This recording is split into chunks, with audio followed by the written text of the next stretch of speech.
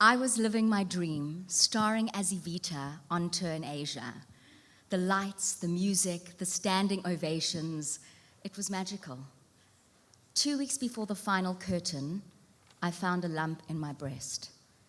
And one sentence from a doctor in China changed everything.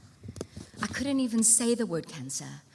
So I compartmentalized and I did what any young woman would do when faced with a crisis in China. I went shopping for fake Louis Vuitton handbags. I mean, there's no way I was going to miss out on a deal. But reality hit me when I got back home to CapeTown. I heard the words, stage 2, grade 3, aggressive breast cancer. And because I carry the BRCA2 gene mutation, I knew that I would need the most aggressive treatment possible, a double mastectomy, chemo, and radiation. But somehow my intuition told me this wasn't terminal for me, that this was something that I needed to go through. I had a choice. I could play the victim and ask, why me? Or I could rise up and view this as the most epic spiritual journey of growth I would ever go through. Being an optimist, I chose the latter. I needed to find meaning through this trauma, so I decided to write it all down in a blog, documenting the raw, messy, unfiltered. I mean, I even bared my scars after my double mastectomy. Because if I was going through this, maybe sharing it could just help someone else feel less alone. Vulnerability became my superpower. There I was, 2020. Cancer, chemo, and COVID. What a trifecta. I started chemo as we went into lockdown. Isolation was brutal. But the hardest part for me wasn't losing my breasts. It was losing my hair. And a friend sent me an article about women in India who traveled to temples far and wide and shaved their heads off as a sacrifice for a miracle. Suddenly I saw differently. My hair wasn't being taken from me. I was offering it as a symbol of healing, a rebirth. But I still called my survivor friend, absolutely sobbing. And she was like, Danny, just rock off rock, put on some makeup, and shave it off. You're going to feel so good. So I popped a tranquilizer, and I did it. And I can't tell you how liberated I felt.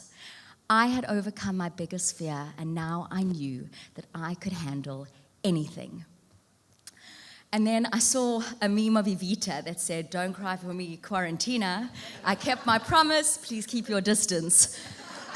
So I grabbed my speaker, took it outside of my balcony, and I began to sing. And I didn't know it then, but that balcony moment would change my life. I thought, should I go out wearing a wig?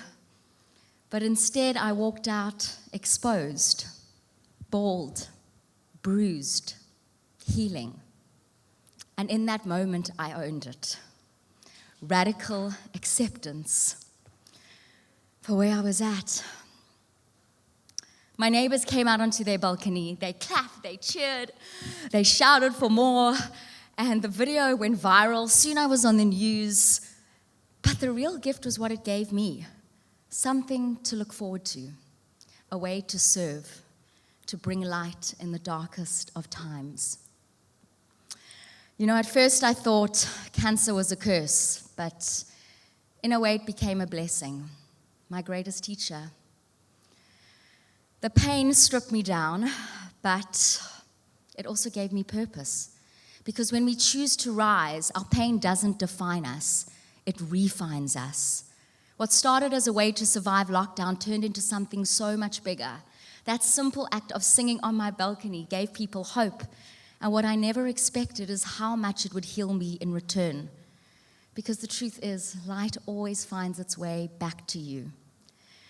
But when times were hard, my grounding was meditation to quiet the noise, gratitude to focus on the good, presence for one moment at a time, reframing to see the silver linings, and always a little bit of humor, music, and connection, because healing is never a solo act. There is a Kabbalistic teaching that says each of us is a single note in a divine symphony. No one else can play your note. And when you play it fully, authentically, as only you can, you create a harmony in the world that would not exist without you. That is your purpose. That is your light. Even in our darkest hour, you can be a light for someone else. Pain can become purpose. Scars, tattoos are bravery. And sometimes the very thing that breaks you is what saves you. So please, boldly and bravely shine your light. The world needs it.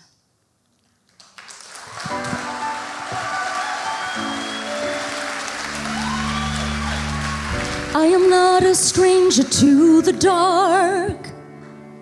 Hide away, they say, we don't want your broken parts. I've learned to be ashamed of all my scars.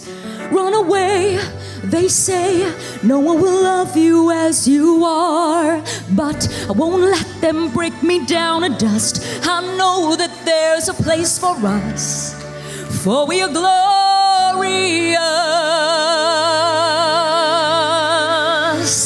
When the sharpest words want to cut me down, gonna send a flood, gonna drown them out. I am brave, I am bruised, I am who I'm meant to be. This is me. Look out, 'cause here I come. And I'm marching on to the beat I drum.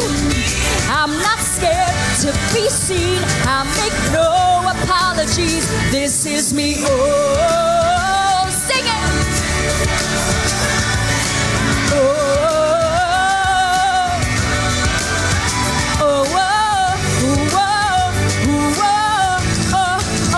This is me.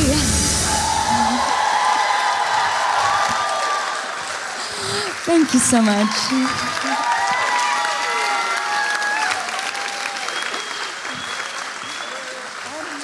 Amazing, girl.